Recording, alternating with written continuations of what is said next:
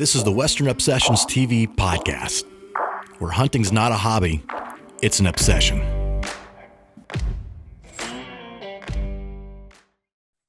All right, guys, welcome to the Western Obsessions TV podcast. I'm your host, Kurt Belding, and I've got a pretty cool guest on today. He is definitely unique. I have got Diego with MainBeam Addiction on the podcast today, and Diego is 13 years old in the industry. He's doing his thing, and he's doing it well. I've been following him a long time now on Instagram, and I think, most people think that I hunt a lot. I think Diego's got me beat, man. What's up, Diego? How are you? I'm doing good. How are you? I am doing great, man. Like I said, I just noticing all those elk heads you got back there. I see a turkey fan, man. It looks pretty cool to me. Thank you. Well, it's a little hillbilly compared to your setup, but it'll do. Let me share a little secret about my backdrop here, Diego. That's wallpaper, and I completely messed it all up, man. It was a hard deal to do, man. Trying to put that up. I tried to put it up by myself. I completely screwed it all up. So that is good enough for now, right? Yes, sir. Yeah. All right. So Diego is out of New Mexico, and he goes on some super cool hunts. He's got a website. So if you guys are listening, check out MainBeamAddiction.com. Did I say that right, Diego? Yes, sir, you did. Yeah, he's got some gear, he's got some swag, and he's got a lot of stuff going on. But let him talk, and he can tell you all about it. So let's just start off, Diego. You're 13 years old. I know you started this company when you were 9. What got you started, man? What got you started hunting, and what got you started in this company? So the way it started hunting is my dad actually took me on an archery bull elk hunt. It was me, his dad, my grandpa, and then him. And I just loved it from there. The first morning we actually got there, I woke up, me and my grandpa were still laying in the camper, and my dad was gone. So I was like, where the heck did he go? So he was off hunting. So me and my grandpa woke up, the sun was already up.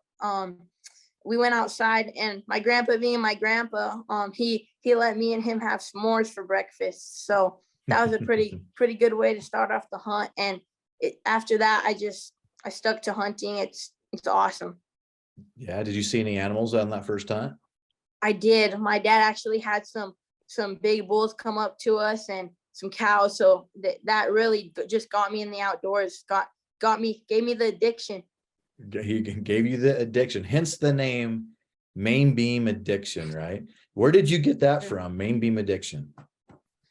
Well, my dad, he's like a part-time elk guide, so I've been around him a lot. I've learned like all the scoring stuff from my dad. So that was just like a name that came to me when I was drawing up this MainBeam Addiction design. You drew the design up? I did. So I actually don't have one with me right now to show you, but so that was the way I got in hunting. And then the way actually like Hush, they kind of like watching their videos and all that stuff. They like really inspired me to like have my own business, my own company. So I went to my mom and my dad, told them I had to get something started. So my dad told me get after it. So I was in 3rd grade, just in class, and I drew up a little design, came up with MainBeam Addiction, took it home to my mom and my dad, and them being as supportive as they are, they helped me get it on some hats and shirts. I took it to my county fair for the first time and sold it. And ever since then, it's kind of just blew up. I got it all trademarked in December of 2019. So that was pretty cool. And I have a website now. So it's kind of just blew up from there. You were doing it, man. It's very cool.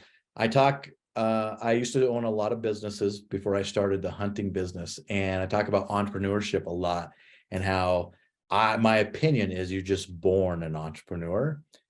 Diego, I think you're born an entrepreneur, man. I think we're gonna see some big things from you in the future. Yes, sir. Well, thank you. You bet. All right. So getting into hunting, you got into hunting with your dad and your grandpa. I think I would come back and do some hunting too if I got s'mores for breakfast. I think that would be great. Yes, sir. But I know we want to talk about why you hunt. Does it mean something more to you rather than just being out with your dad and grandpa? Well, the reason why I hunt is first off to just conserve wildlife and keep the population where it needs to be. And then second off, the whole reason I started MainBeam Addiction is to be in the outdoors and inspire more youth to get in the outdoors, because they're our next generation. And without our next generation coming to hunt, with all the anti-hunters and all this stuff, it won't be too good if we don't get some youth out there. So man, you are wise beyond your years, Diego. That is 100% right. You are our future, and our future of conservation and conserving the animals' habitat and the way of life and population, just like you're talking about. Without hunters, we can't do that. So I like what I'm hearing, man, for sure. So with this company, MainBeam Addiction, you've got some sponsors, you got some brands already, and that is great, man. Tell me about some of your cool brands that you got. So it kind of all started off with Initial Ascent, my favorite pack company out there. I mean, when I first started hunting, like I said, my dad kind of just threw me in whatever pack he had laying around. And those packs were, I mean, it was something. So it was good, but it was like they were sagging a little bit, or they didn't feel right, making my back hurt. So I actually put a video up on my Instagram a few years back, and Initial Ascent, Dennis and Joe seen it, and they got with a guy. I don't know if you know who that is. He owns Western Contours podcast. So they got together, and Dennis and Joe sent me a pack because they seen like I had the old one that I was actually carrying out my grandpa's deer. So with that pack, so for him, so that was pretty cool. They sent me a pack. So those were the first ones. I got to meet them in person, and they're a big inspiration to me too. They're some awesome people. That's great, man. And it's, brands like that are super cool. They help out a lot because gear is important, whether we like it or not. And the right pack that fits you well, that will save your back. As you know, you're a Western hunter, man. You know how to pack out an animal. And if it's fitting right and it's fitting good and it's a good company behind you, that's good, man. That's super important. Any other brands that you want to mention that you've partnered with? I just got with Last Lights. So I think I got it in a Mountain Hunter box, and I was like, this product is awesome. I had Dad take it on some of his elk hunts that he was guiding and use it in the tents and stuff. And Dad came home and we ordered 2 more of them. So we just ordered some headlamps from them. So they're an awesome company too. All right, great, man. Let's see, I have Nature's Paint. They're some cool people too. They sent me some face paint. I've used it on my turkey hunts. It works good for when baseball comes around and football to have some eye black. So they're a pretty awesome company too. So football and baseball, we're going to get into that too, for sure, when we talk about other things that you're doing. But yeah, face paint could double as eye black, 100%. Yes, sir. And then a real big one that's helped me out is Velvet Antler Technologies.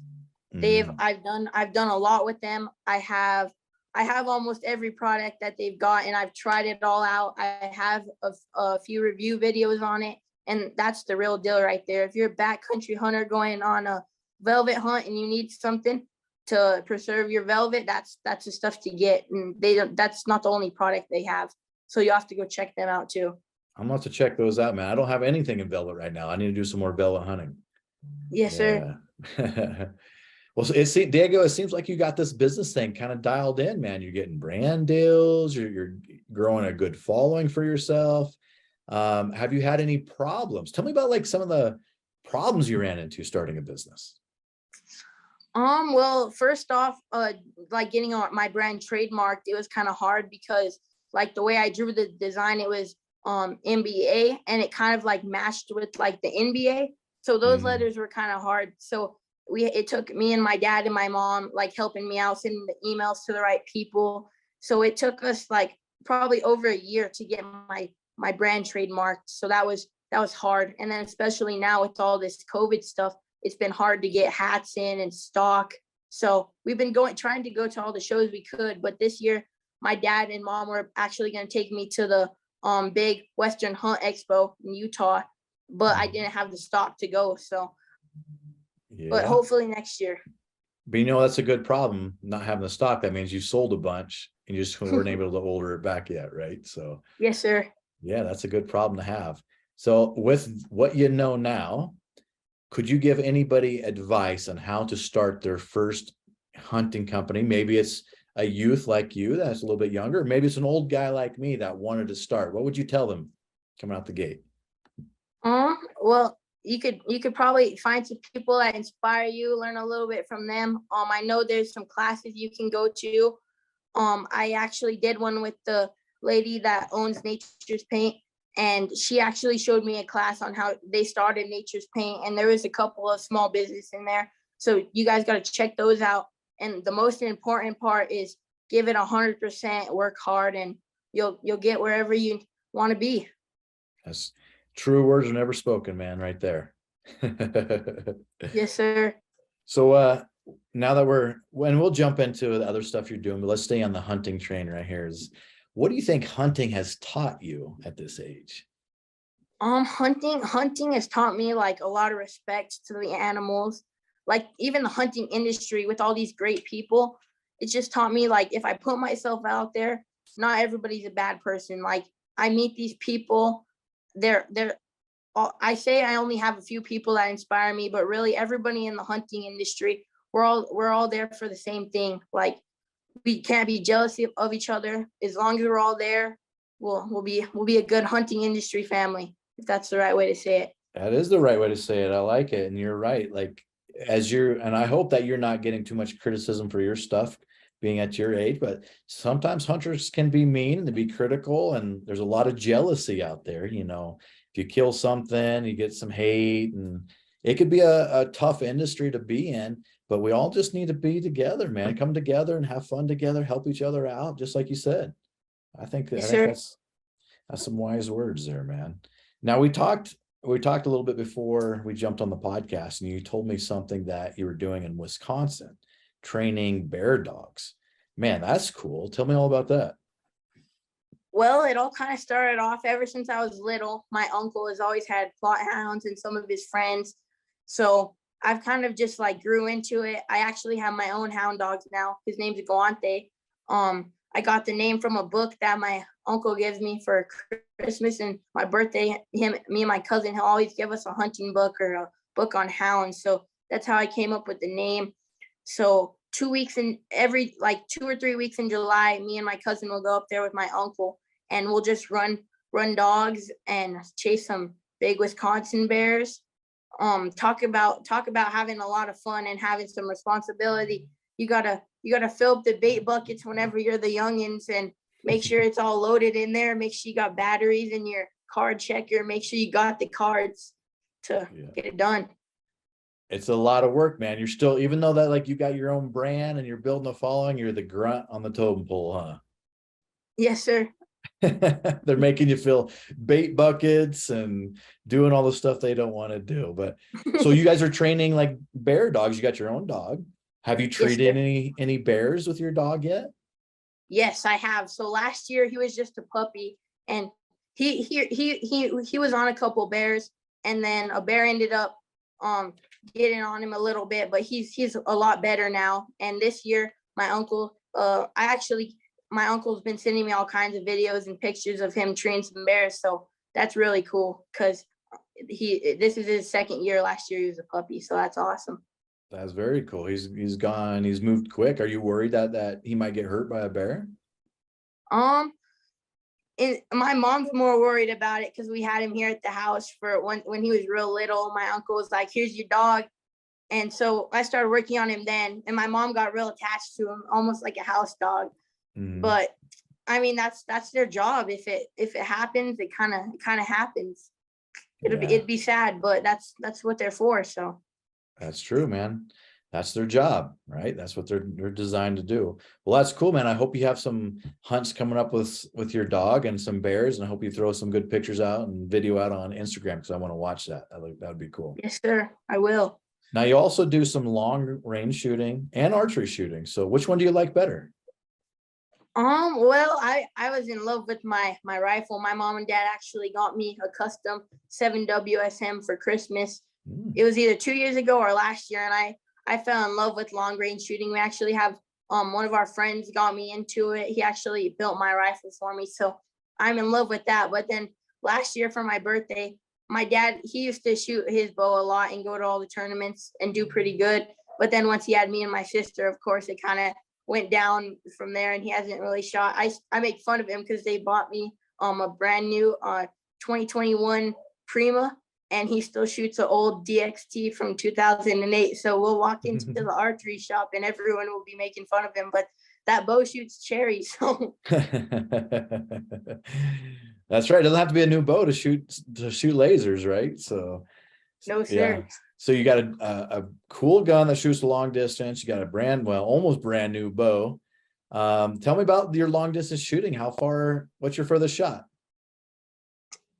So I actually went to DR Long Range Concepts. It was in, let's see, it's kind of hard to know what it was in because it was in 3 different states. It was in Missouri, Arkansas, and I don't remember what other state, but we were just like, it was so funny. Me and my dad were laughing at it and the whole crew, because we would go from a different state. Like every day we drive into Missouri, shoot in Arkansas, go back to Missouri, and then eat wherever else we were at. But so I think the farthest shot I shot it still, it was at a big old bison, was it was either 1300 or 1450. It was one of those. So that was pretty awesome.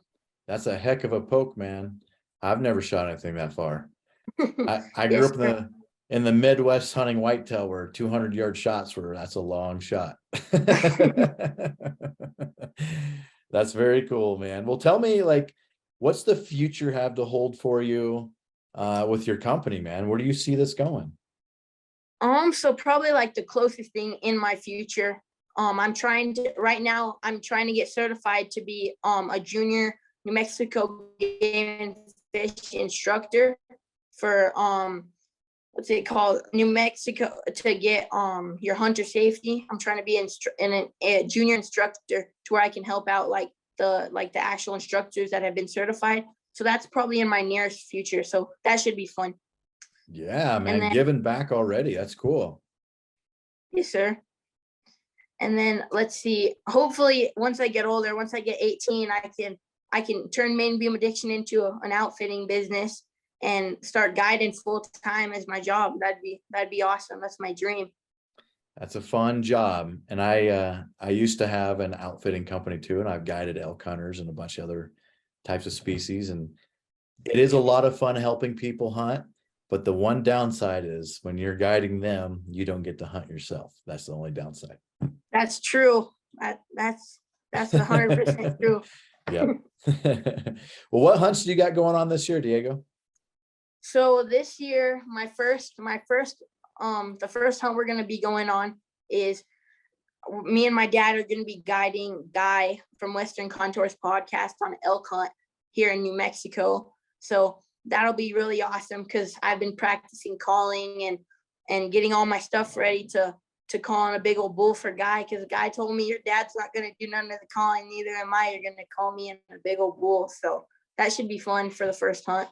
That is fun. So what are you doing? Excuse me. What are you doing to practice your calling?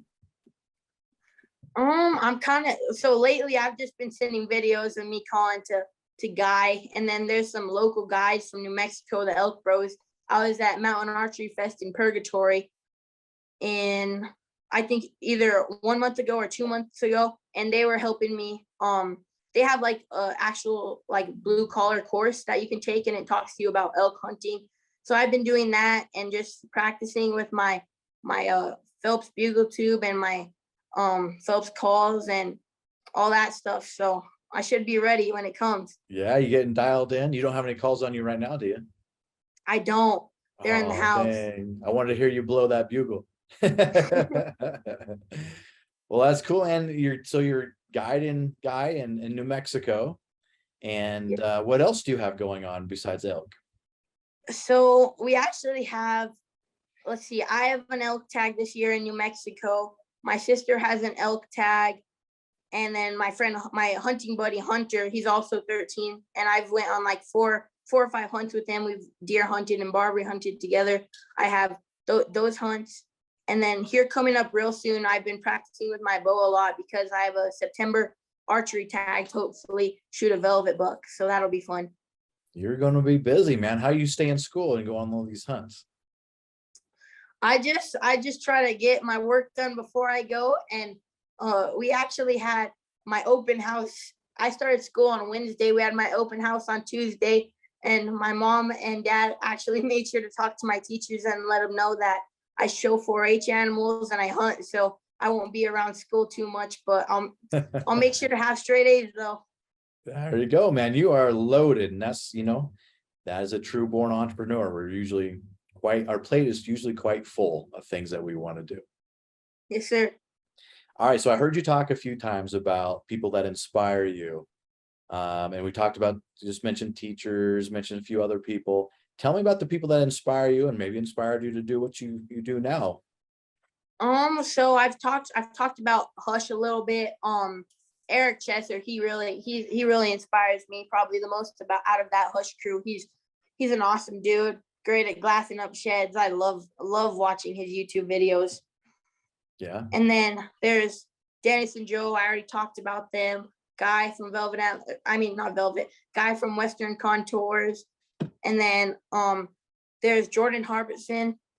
Oh, he's an awesome guy too. I was just talking to him, I think yesterday, about how he started his business when he was 10, and he's huge now. He's with Mountain Ops and all that good stuff. So Yep. Some of these guys with YouTube channels, man, it makes it easy to like follow them and see what they're doing, because they produce a ton of content for you guys. And yeah, I watch the Hush guys. I watch Eric and Jordan. I watch all those guys, man, and they're doing it right for sure. Yes, sir. And then there's one more. He's been huge to me. He's helped me get in with tied in with some good companies and help them support me and the youth in the outdoors. Bam Bam. They call him Bam Bam. That's actually his name. He's an awesome dude. He has a daughter, Christy. He shoots with Sig Sauer. He's just an awesome dude. Yeah. Well, it's great to have people that you can look up to and mentor, and having mentors in the industry, because that is very valuable. When I first started elk hunting, I did not have a mentor, and I struggled for my first couple of years for sure. So mentors like that are great, man, and you should definitely hold them like gold. Yes, sir. I'm very thankful for them. Yeah. Well, Diego, man, what else we want to talk about here? We covered a lot of the points we had talked about earlier, but we talked about future stuff. Anything burning on top of your mind you want to share with the listeners? I have a few more hunts that are gonna go on this year. Let's talk about it. One I can't wait to go on, because it'll be a little different than what we hunt in New Mexico and how we hunt. I have a whitetail hunt in Illinois this year, so that'll be fun. Yeah, there you go. That's quite a bit different than the Western style hunting that you're used to. And what I say about whitetail hunting, it's not so physical of a hard game. It's more of a mentally hard game, hunting whitetail. Yes, sir. We actually, 2 years ago, I went on a bear hunt in Virginia right after I got my bear in Wisconsin. And me and my dad were sitting in the stand. We woke up real early. We were walking in the dark, trying to find the stand. My dad's super scared of snakes, so we're making sure that there's not any snakes. And we get to the stand, and I just remember me and my dad sitting scrunched up in that tiny little stand, and we feel the tree all swinging around. And me and my dad were like, "Holy smokes, this is a little different than putting 8 miles on foot in New Mexico." Yeah, it's definitely a different game, isn't it? All right, so you got the whitetail hunt. You got any other hunts coming up? My dad actually, last year my dad guided an elk hunter, and he wants to come back to hunt with me. I haven't met him yet, but he sounds like a pretty awesome guy from what my dad's told me. And we're going to take him on his once in a lifetime oryx hunt here in New Mexico. So that'd be awesome. That is cool. That is on my bucket list. I got to get to that at some point too. Yeah. Yes, sir. In my opinion, my mom's opinion, they're better than beef. My mom, she hunts a little bit, but the main thing that she hunts oryx, because that's her favorite meat. Yeah. You think it's better than elk then? Yes, sir, for sure. For sure, huh? Yes, sir. All right. Well, one day I'll taste oryx and then I'll let you know. Awesome. Yeah, it's pretty good, and we have a lot of it most of the year, because they're not as big as a horse, maybe like a smaller horse, but they're when you see them in real life, you're like, holy smokes, that's a big animal. I hope it doesn't come at me. They're like a little bigger than an elk, probably. No kidding. I didn't realize that were that big. Well, not by much, but maybe a little bit. They might just look bigger to me because they got them long horns. Yeah, that definitely look like they'll puncture you if they come at you, huh? Yes, sir. Is it hard to get an oryx tag if for a non-resident guy like me? Yes, sir. It's pretty hard, especially for him to draw is once in a lifetime. That's like a 1 in a million chance. I was super lucky, and I actually drew it my third year of putting in, and I drew my once in a lifetime tag. So I that was very lucky. That is very lucky. But you know what they say about being lucky in hunting? It's all in the preparation and hard work. Yes, sir. That's a good saying to go by. Yeah, and I say that I'm a very lucky hunter, and I joke and my friends tell me that I'm a very lucky hunter, and they tease me about it. But when they say you're a lucky hunter, that means that you actually get the job done and you're successful, and it's a culmination of preparation and hard work. Each equals luck, right? Yes, sir. All right, Diego, you got anything else burning on the top of that head there? I think that was all my hunts. Go through my papers real fast to make sure we got everything. Let's see. I talked about my dogs hunting bears in Wisconsin. So I'll talk about that a little bit. How sure. It's a little different from Wisconsin to New Mexico. Let's see. So in Wisconsin, we can actually bait bears. So we'll put some baits out, put some good stuff in there for the bears, put some cameras on that bait, and then we have, I don't even know, 100 different bait names, and we'll go check the cameras, whatever bear's latest. Most of the time it goes off like the latest, but then if it's like kill season, we'll go off the biggest, and hopefully the time's not too bad on when they were there. So that's why we go to Wisconsin every year, because it makes it a little bit easier to get our dogs out there and tree some bears. Last year, I think we treed 23 bears when we were up there in 2 weeks. Holy so cow. That was pretty good. That's a lot of action. It was. We had some last year. We had some good hounds. So we usually take them to Wisconsin so we can get them ready for our New Mexico season down here, because there's not near as much bears here in New Mexico than there is in Wisconsin. And it's a little different too, because when we're in New Mexico, we kind of have to catch them on a water hole, or we have to catch them on a rig, because we're not allowed to bait here in New Mexico. Yeah. Yep. In New Mexico being hot, it's all about that water hole, huh? Yes, sir. And then it's a whole different game whenever you're in New Mexico and it's real dry, and these bears are eating, who knows, grass and pinon and whatever they can find that they want to eat. And in Wisconsin, they're eating these strawberries and raspberries and all these different berries. Do you think the Wisconsin bears taste better than the New Mexico bears? Oh yeah, 100%. It's all about those berries, huh? Yes, sir, for sure. You can taste how much sweeter they are. Or I don't know about sweeter, but you can for sure tell the difference between a New Mexico bear and a Wisconsin bear. That's right. I just went to Saskatchewan on a bear hunt, and I'm eating my bear now, and that was over bait, and that was a lot of fun. That was actually my first bear hunt. And yes, sir. It was fun just watching the bears and seeing their mannerisms. That was a lot of fun. I seen that on your highlights. That was a pretty good shot that you put on that bear. Thanks, man. I appreciate that, buddy. Yes, sir. All right, Diego. We're gonna wrap up this podcast, man. But I appreciate you coming on, man. I'm gonna keep watching you on your Instagram and watching everything you're doing. Maybe if I get down in New Mexico sometime, we'll have to hook up for a hunt or maybe you can come to Colorado and we'll take you out on an elk hunt or something like that. Yes, sir. That would be awesome. That would be very cool, man. Well, thanks for being on my podcast, and we'll stay in touch, man, for sure. Yes, sir. Thank you. I appreciate it. All right, guys, this is the Western Obsessions TV podcast. You are listening to Kurt Belding, the host, and my man, Diego with MainBeam Addiction. Thanks for listening. This is the Western Obsessions TV podcast, where hunting's not a hobby, it's an obsession.